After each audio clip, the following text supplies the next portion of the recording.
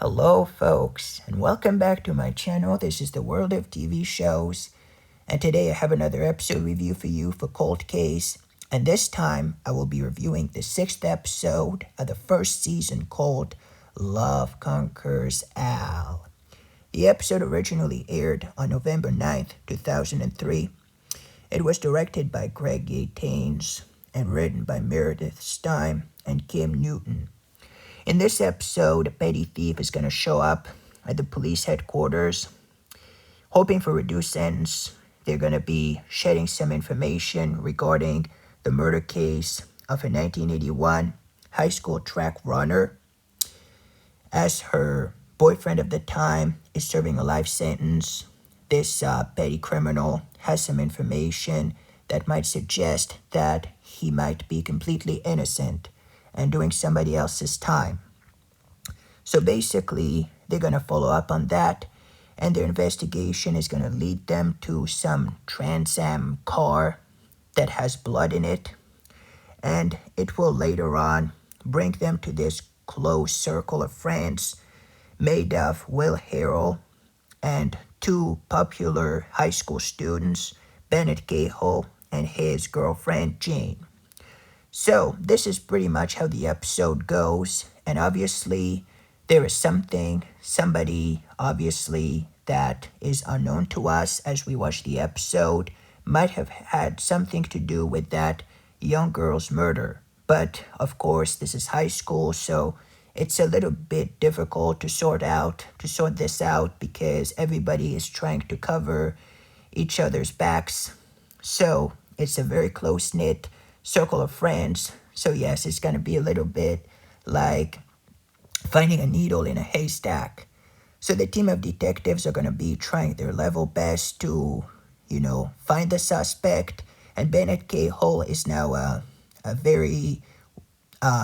surgeon, right? So he has a nice career going for him. And yeah, so this is basically something that is going to require a lot of determination, a lot of hard work. And not only that, but now they have a new detective in their midst who just transferred from West Detectives, and this character is Scotty Valance. Detective Scotty Valance, played by Danny Pino for the first time, and he and Lily are getting to know each other. At first, they're pretty much off to a bumpy start, but nevertheless, they're going to be investigating together, doing some field work, and Lily is going to show him the lay of the land, right? So this is basically how this episode goes, and it has one of the darkest tones in the whole show. It is such a dark themed episode, but I absolutely loved it. Especially episodes that usually take place or revolve around high school have a little darker kind of setting, right? But I really enjoyed it. I loved it. It's definitely hands down one of my favorite episodes in the whole show. It is near to excellent in my opinion. I really enjoyed it. The characters are very interesting, for lack of better terms. But it is an episode that just goes by, and it's actually based off an actual, a true story, I believe, if I'm not mistaken. But of course, it's fictional because the show has only fictional episodes. But it is based a little bit on a case from 1995, I believe, in Texas. But do not read about it if you haven't watched the episode, because it might spoil it a little bit. It might spoil the episode, especially the final twist, which is just big. And I didn't see coming, I have to say. But yeah, this episode is pretty great.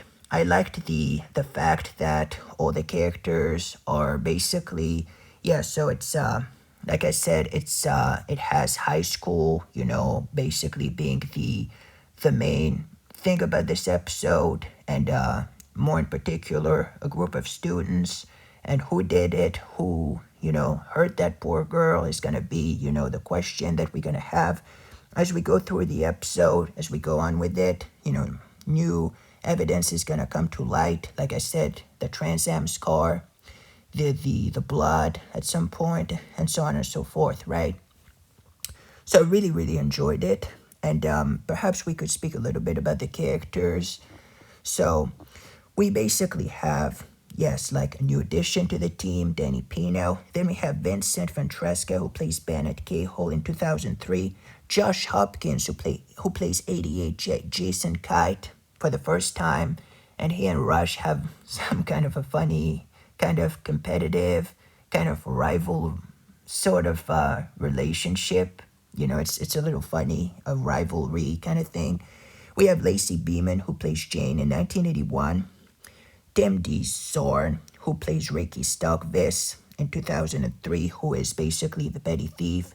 And he was at the, I didn't mention it, but it was an auto shop repair, you know, at the beginning, which is where another character, Will Harrell, played by James Dumont, actually is working, right? And I believe that his father worked there first, so he's basically taking over the family business. We have Summer Glau, who plays Paige Pratt as the main victim of the episode, right? So that's the victim who was killed in June of 1981, June 9th, I believe. Then we have Howard Holcomb, who plays Bennett Cahill in 1981. Doc Rose, who plays Al Clarkson in 2003, who you really feel for since they're serving time for a murder they haven't committed. We have Saxon Trainer, who plays Jane in 2003. Kevin McCorkle, who plays Jill Sherman, who's basically the person at the beginning who, the cop who brings this Ricky character, you know, because they say that he's small time. And obviously, you know, they're the ones he's the one who's going to bring this character to the headquarters, you know, so that he says, you know, he shares his information, hoping for a reduced sentence. So Jill Sherman, who was in the 4th episode already, who's working at Fugitives, I believe. Then we have Dylan Cope, who plays Al Clarkson in 1981. Ben Lang, who plays Will Harrell in 1981. And Janet O'Connor, who plays April, who was in Days of Our Lives, I'm pretty sure. So yeah, this is, those are the main characters. I really, really enjoyed it once again. It's one of my favorite episodes of all times. It is so good. It has one of the darkest plots in the whole show. And it also has one of the most disturbing motives in the whole television show, in my opinion, with the, you know, this, you know, I'm not going to tell it. I'm not going to say it because I don't want to spoil it, but man, it kind of blew me away. And it has this, the concept of Halley's Comet, if you know what it is, being mentioned in this episode at the end, which I thought was pretty interesting. But yeah, this episode was pretty great. And like I said, it's very interesting in episodes of Cold Case to have episodes, you know, that take place usually during high school, where you have these students basically, and most of us have this kind of nostalgia feeling concerning it, you know, since high school is, for a lot of us, you know, sometimes it was a long time ago for some of us. But yeah, this is very interesting to have this, you know, to see how the characters evolved and how they went on with their lives as you go on. You know, for instance, with the surgeon, yeah, who was the popular kid at high school, and his cheerleader's girlfriend, and something happened between the two of them, you know, after high school. And I'm not going to tell you what it is because I don't want to spoil the episode for you. But yeah, something big happened. And this is pretty interesting to see how, you know, one thing can change, you know, the course of everybody's life, right? So it's a very powerful concept in this episode, which is, you know, the murder and who did it and how it changed everything.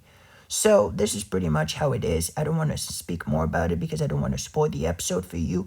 Many people said that this episode is not their favorite because it's less about the victim, Paige Pratt, and it's more about the potential guilty people, culprits, whatever you want to call it, right? Culprits, guilty, not guilty. You know, it's pretty much like who did it. It's a little bit like, yes, this episode is a big question mark, as if to ask ourselves, you know, to make us think as viewers, who could have had motive to commit this hideous, horrible crime on that summer night in the 80s, in the early 80s, yeah.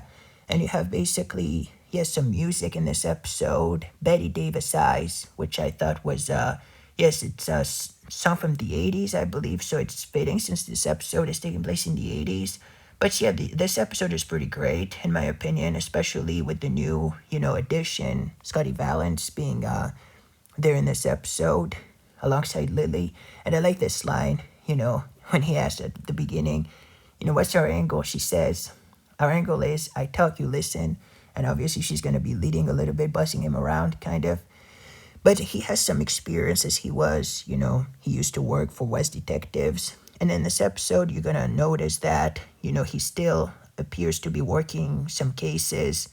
And he's a very, obviously very determined cop and agent, who will be a better, in my opinion, a far better fit than the Justin, what was his name? Chris Lassing, right? Who was not really, in my opinion, yes. So he was actually transferred out to somewhere else because of his, health,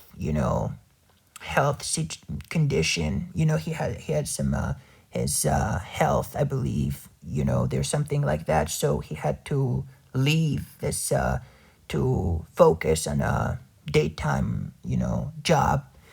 So yeah, instead of yes, so basically because in the cold cases, you usually have to work sometimes all through the night. You have to work a lot hard in this show anyway.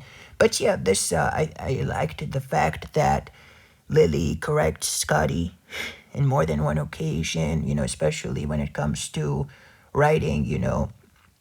It's supposed to be in their own words, in the suspect's words, so first person. But he's not very familiar with that, so she's gonna try to, you know, to correct him, right? And I liked near the end you have that, when you have the confession, with the suspects, it's usually it's kind of like yes, it was a little bit like divide and conquer. So I thought it was pretty great in my opinion. And the last confession, usually at the end you have the suspects confessing to their murder. I thought that was so powerful and terrifying at the same time. So yeah, that's pretty much it for this episode. I believe Brandon now for I've rambled for about 30 minutes. So I believe that it's time for me to end this review, and maybe I could do another actually kind of more detailed review at some point. I don't know, because this episode deserves a lot of time, in my opinion, because it was so excellent, and I'm sure that I even forgot things that I wanted to mention since there are so many things happening in this episode. But if I were to rate this episode on a scale from 1 to 10, I'd probably give it a 9.5 out of 10. It's one of my favorite episodes of the show. It's very powerful, it's very scary, it's very dark, but it is excellent, near excellent in my opinion. So 9.5 out of 10 for me for this episode. Very, very good. I'd also like the title of the episode, Love Conquers Al, which is basically, as you could have guessed, a play on words with a very famous saying, love conquers all. But in this episode, Al is basically replaces all, which I believe is due to one of the main characters, like, yes, Al Clarkson, who's basically there. So instead, they decided to change the saying to Al instead. I thought it was pretty neat thing, pretty nice. So yeah, I would give it 9.5 out of 10 for this episode, Love Conquers Al. Really enjoyed it. 9.5. What about you folks? What did you think about this episode? Did you like it? Did you hate it? Let me know in the comment section down below. Thank you for watching and for listening to me. And God willing, I'll see you in the next review. In the meantime, folks, stay safe. Goodbye. Take care. This is the World of TV Show signing off.